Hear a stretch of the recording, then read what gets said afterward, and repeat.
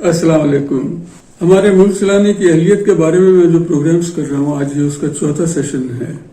اس session میں پاکستان کے عوام، جن میں ظاہر ہے حکومت، اشرافیہ وغیرہ سب شامل ہیں، ان کی ذہنی استطاعت کا موازنہ افریقہ کے نیم برہنہ لوگوں کے معاشرے کے ساتھ کر کے یہ بتلاؤں گا کہ ہماری بیشتر آبادی بشمول ہماری اشرافیہ، دانشور اور تعلیم یافتہ طبقہ اور اوورآل جو ملک کی ذہانت کا لیول ہے، دراصل افریقہ وغیرہ کے نیم برہنہ رہنے والے قبائل کے برابر ہی ہے، یا شاید ان سے ایک آدھ پوائنٹ اوپر ہو، اس سے زیادہ نہیں ہے.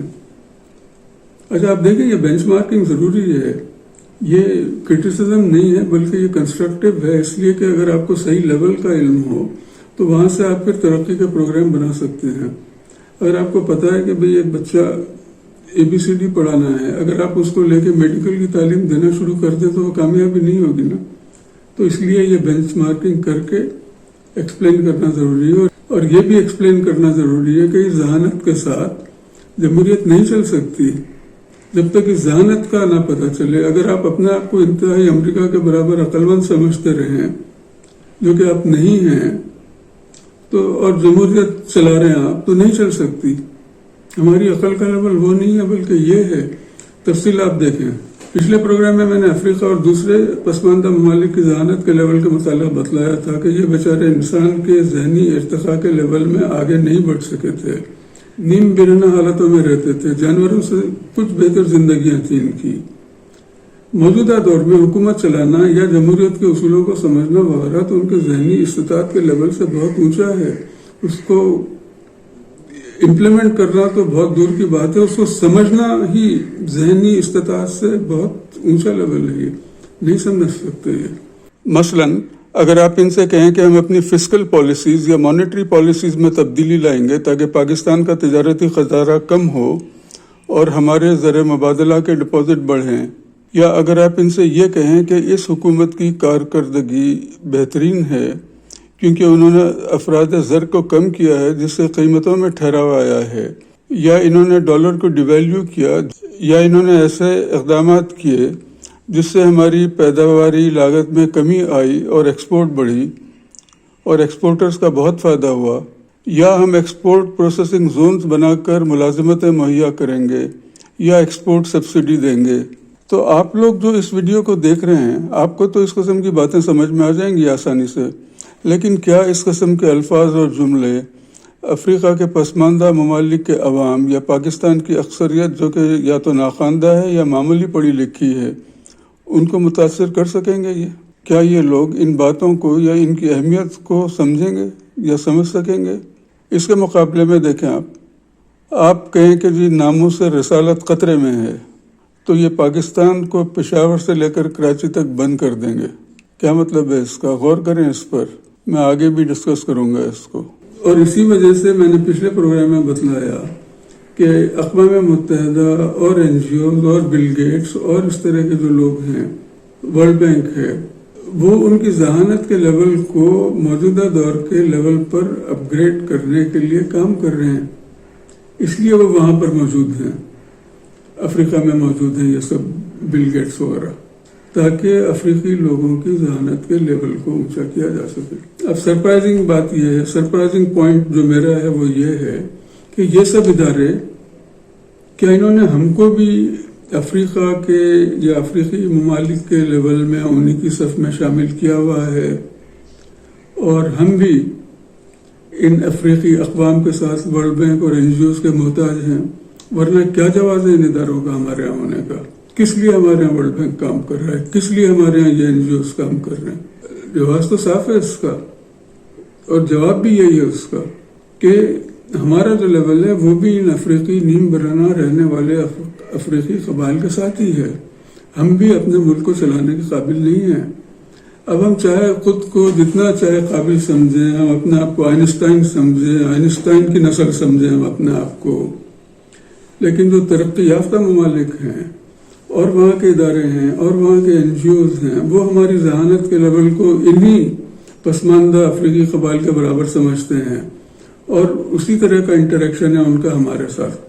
آپ دیکھیں ورلڈ بینک کیا کر رہے ہیں ہمارے، کیا ورلڈ بینک اور اقوام متحدہ کے ادارے ہم کو قرض نہیں دے رہے ہیں نا؟ کیا ان کے NGOs ہمارے یہاں کام نہیں کر رہے ہیں نا؟ وہ ہم کو سکھا رہے ہیں کہ اپنی آبادیاں اس طرح صاف رکھو، اپنے لوگوں کے چلنے کے لیے فٹ پاتھ بناؤ، مکانات پر رنگ کراؤ، گندے پانی کے لیے سیوریج بناؤ، صاف پانی کے لیے فلٹر لگاؤ، اسکول بناؤ، اسپتال بناؤ. سکھا رہے ہیں نا وہ ہم کو، ہم خود تو نہیں کر رہے ہیں، وہ آ کر ہم کو سکھا رہے ہیں. ورلڈ بینک کے کراچی میں آپ دیکھیں چل رہے ہیں پروجیکٹس.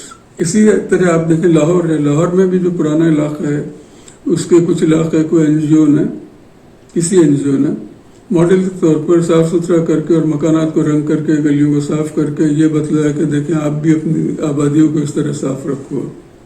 وہاں کے مکین بھی بہت خوش ہیں کہ اب ہم کو علم ہوا کہ یہ صاف چونا کر دیں، رنگ کر دیں تو صاف ہو جائے گا. یہ اسی طرح ہمارے یہاں بے حساب NGOs شہری اور دیہاتی علاقوں میں مردوں اور عورتوں کو مختلف ہینڈی کرافٹس کے کام سکھانے، روزی کمانے یا کاروبار کرنے کے طریقے بتلانے میں مصروف ہیں. باہر سے ان کو ایڈز ملتی ہیں. اسی طرح پورے کا پورا جو ہمارا پرائمری اور سیکنڈری ایجوکیشن سسٹم ہے وہ باہر کی امداد پہ چلنے والے NGOs پر چل رہا ہے. جو بچوں کے والدین کو اپنے بچوں کو اسکول بھیجنے کے لیے پیسے دیتے ہیں، وہ والدین نہیں بھیجتے اسکول تو یہ پیسے دیتے ہیں ان کو کہ یہ لو پیسے اپنے بچوں کو بھیجو اسکول. کیونکہ نہ حکومت کو اور نہ عوام کو تعلیم کی اہمیت کا علم ہے، نہ وہ اس کی ضرورت سمجھتے ہیں. حکومت کے یہاں تعلیم کے محکمے قائم ہیں، اسکول ہیں، بجٹ ہیں بڑے بڑے، اور ہمارے لیڈران جنہوں نے ملک کو ترقی کروانا ہے بڑے فخر سے اعلان بھی کرتے ہیں وہ کہ ہم نے یا ہماری حکومت نے اتنے بے روزگار لوگوں کو اساتذہ کی ملازمتیں دیں، بلکہ ان کو ملازمت دینے اور ان کو ٹرانسفر وغیرہ کرنے کے لیے رشوتیں بھی لی جاتی ہیں. یعنی اساتذہ کی جو اسامیاں ہیں وہ پڑھانے کے لیے نہیں ہیں، تعلیم دینے کے لیے نہیں ہیں، وہ بیکار لوگوں کو ملازمتیں فراہم کرنے کے لیے ہے، نئی نسل کو تعلیم دینے کے لیے نہیں ہے وہ.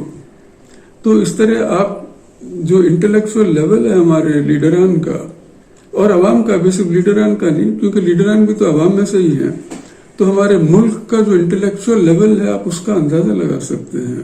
اسی طرح یہ NGOs جو ہیں وہ ہم کو سکھا رہے ہیں کہ بھئی روز نہایا کرو، صاف ستھرے کپڑے پہنو، باتھ روم بناؤ. پولیو کو خاتمے کے لیے تک آپ دیکھیں حتیٰ کہ پیسے دے رہے ہیں وہ سکھا رہے ہیں کہ بھئی جاؤ گھر گھر ٹیکے لگاؤ، پولیو ختم کرو. آپ دیکھیں کیونکہ جب لوگوں کی ذہنی صلاحیتیں اور کردار اتنا اس لیول کا ہو، بددیانت ہوں لوگ، ذہنی صلاحیتوں میں وہ کمتر ہوں، تو یہ لوگ کس طرح بدلیں گے؟ جب تک آپ ان کی ذہانت بڑھانے اور ان کے کردار میں تبدیلی لانے کے لیے ایک مربوط پروگرام بنا کر ان کی ٹریننگ نہ کریں. آپ یہی کی مثال لے لیں، اگر ہم پاکستان کے ہی کسی علاقے میں کسی پسماندہ علاقے کے لوگوں سے جنہوں نے اپنی زندگی میں کبھی ترقی یافتہ ملک نہیں دیکھے، ترقی یافتہ قوموں کو نہیں دیکھا، ترقی یافتہ لوگوں کو نہیں دیکھا، صاف ستھرے شہر نہیں دیکھے، ترقی یافتہ تہذیب نہیں دیکھی، ان سے کہیں کہ بھئی یہ لو، یہ علاقہ لے لو، اب تم آزاد ہو، اب اس کو سنگاپور بنا دو، اس کو نیو یارک بنا دو، اس کی طرح ڈیولپ کرو، یہاں بھی 100 منزلہ عمارت بنا دو، ہارورڈ اور آکسفورڈ وغیرہ کی طرح کی یہاں یونیورسٹیز بنا دو، یہاں بہترین شہر بناؤ، موبائل فونز بناؤ، ٹی وی بناؤ، فریج بناؤ، انڈسٹری لگاؤ. تو کیا یہ لوگ ایسا کر سکیں گے؟ سوچیں ذرا، نہیں ہوگا نا یہ. کیونکہ جمہوریت کیا ہے؟ جمہوریت میں تو عوام نے یہ سب کام کرنے ہیں، جمہوریت میں عوام ملک کو چلاتے ہیں، تو نہیں چلا سکیں گے یہ لوگ، سب لوٹ لاٹ کر بھاگ جائیں گے یہ لوگ. تو یہاں جمہوریت لا کر پاکستان کے حکمرانوں سے یہ امید رکھنا کہ وہ ملک میں ترقی کروائیں گے، صرف خوش فہمی، نہ سمجھی ہے یہ. اب میں تھوڑا تفصیل کی طرف آتا ہوں جو میں سبجیکٹ پہ بات کر رہا تھا. تو یہ جو سب ادارے ہمارے یہاں کام کر رہے ہیں، کیا وجہ ہے اس کی؟ وجہ ظاہر ہے کہ وہ ہماری ذہانت کے لیول کو ان پسماندہ ممالک کے لوگوں کے برابر ہی سمجھتے ہیں کہ یہ لوگ خود کو ڈیولپ نہیں کر سکتے خود سے، ان میں یہ اہلیت نہیں ہے کہ یہ اپنے اسکول بنائیں، ان میں یہ اہلیت نہیں ہے کہ یہ اسکول چلائیں، ان میں یہ اہلیت نہیں ہے کہ یہ اچھی آبادیاں بنائیں. دیکھیں آپ، جب تک یہاں انگریز تھا تو یہ تو سب ادارے کام کر رہے تھے، یہاں اسکول بھی تھے، کالج بھی تھے شہروں میں، حتیٰ کہ سڑکیں، نہ صرف سڑکیں تھیں بلکہ روزانہ دھلائی بھی ہوتی تھی ان کی. سسٹم کولیپس ہو گیا. کیوں ہو گیا آخر؟ اسی لیے ہو گیا کہ جو لوگوں کی جو ذہنی صلاحیتیں ہیں وہ، یعنی جو ہمارے لوگوں کی، جو انگریز سے لینے کے بعد وہ نہیں چلا سکے سسٹم کو.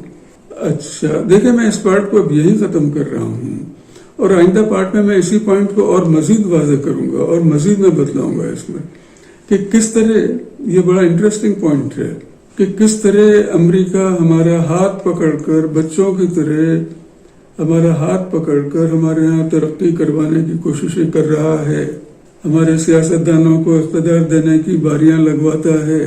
یہ جملے شاید آپ کو پسند نہ آئیں، لیکن آپ فیکٹس دیکھیں، فیکٹس سامنے ہیں جو میں پیش کروں گا ان دا پروگرام میں آپ کو. والسلام.